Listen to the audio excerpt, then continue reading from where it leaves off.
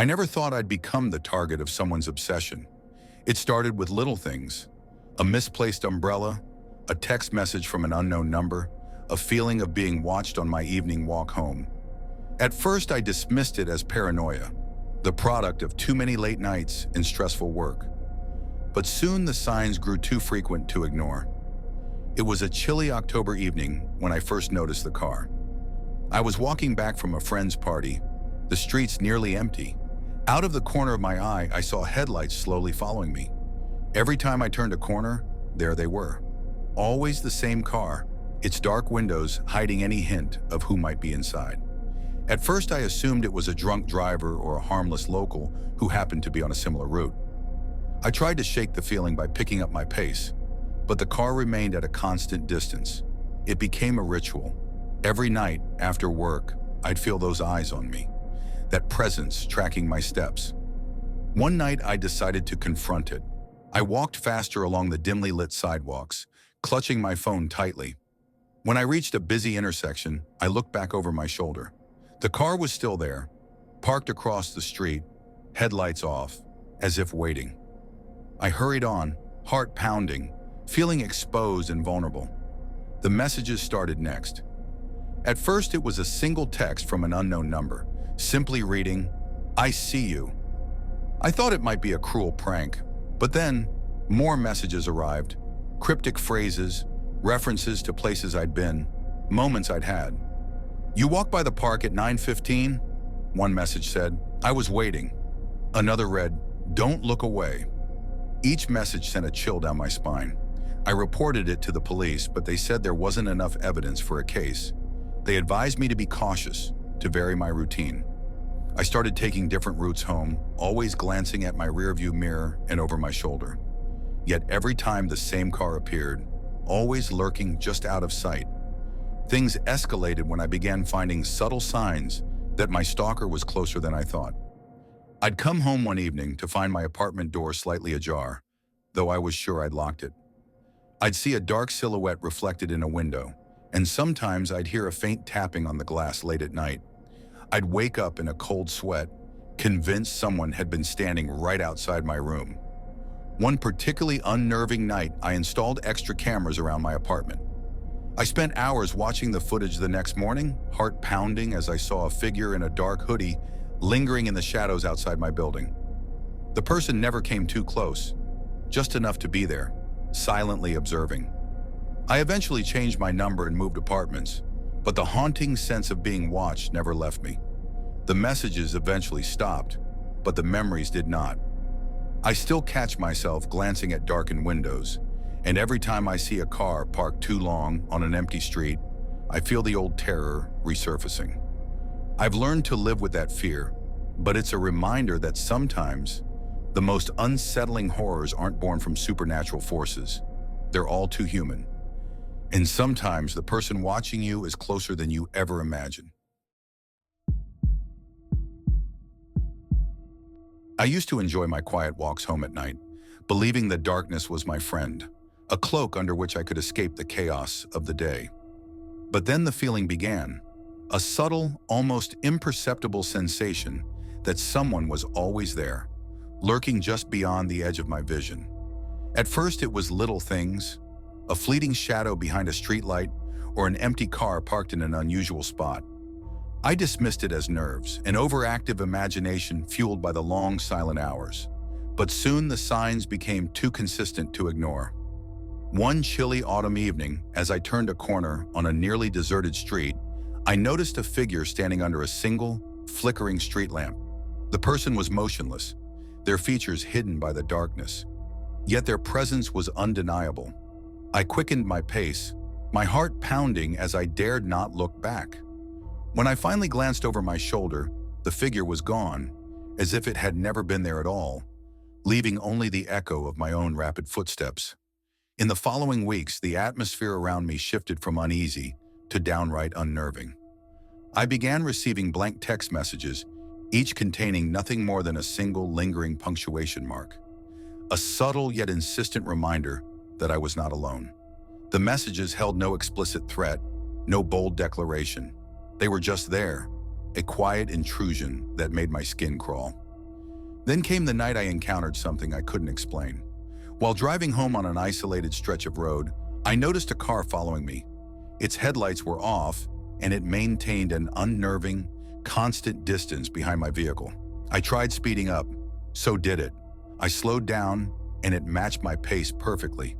When I pulled over at a gas station to catch my breath, I searched the lot, but the car had vanished without a trace, as if it had been nothing more than a phantom on the highway. The whole experience wasn't marked by overt threats or dramatic confrontations. Instead, it was a slow, creeping dread, a pervasive sense of being observed. Even in moments when I was completely alone, no words were ever spoken by the unseen stalker, no explicit message delivered. It was simply the chilling realization that someone, somewhere, was tracking my every move, hidden within the folds of the night.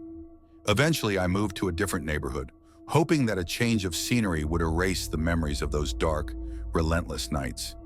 Yet even now, as I settle into a new life, when dusk falls and the familiar quiet descends, I sometimes catch a glimpse of a dark sedan lingering on the horizon. In that instant, that same heavy feeling of being followed returns, a constant reminder that sometimes the most terrifying horrors are not the ones that shout at you, but those that silently watch from the shadows. I used to think that living alone in the city meant freedom.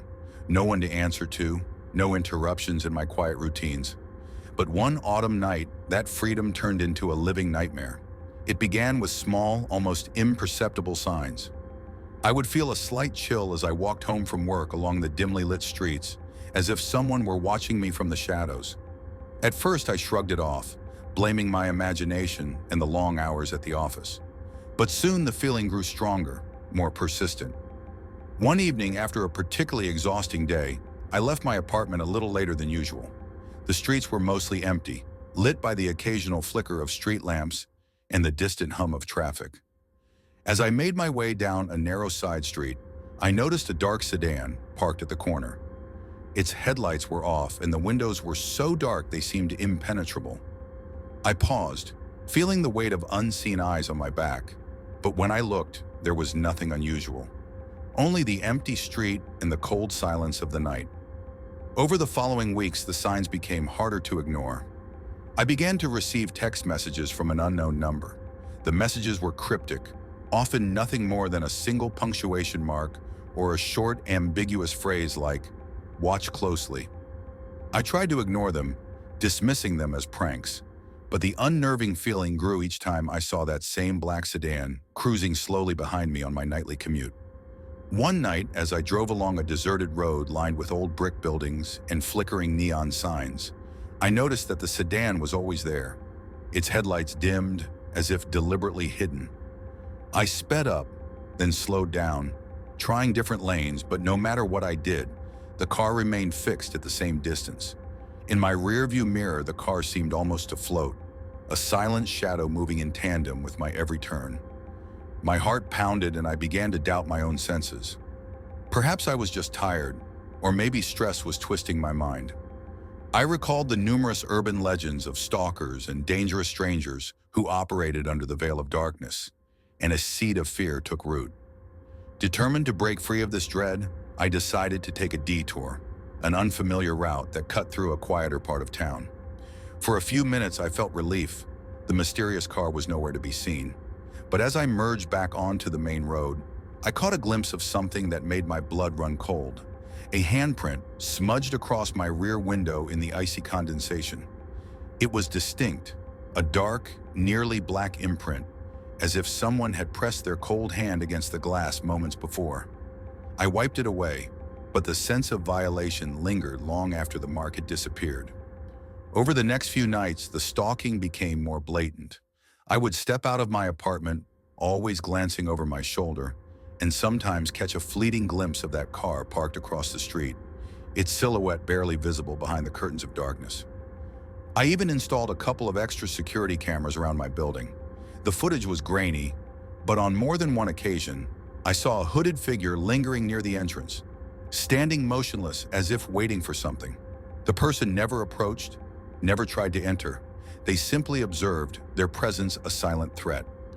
Then came the night I decided to confront the situation. I left my apartment earlier than usual and took a different route home, one that wound through quieter streets and neglected alleys. I parked my car in a well-lit lot near a small coffee shop, intending to clear my head with a hot drink. As I sipped my coffee, I scanned the street through the shop's window. The night was still, but I couldn't shake the feeling that I was being watched. I noticed a dark sedan idling at the far end of the lot. My hands trembled slightly as I watched, hoping it was nothing more than a coincidence. Minutes later, I stepped outside to check my car, only to find that the sedan had vanished. My phone vibrated, a text message from the unknown number. This time it simply read, "I'm closer than you think."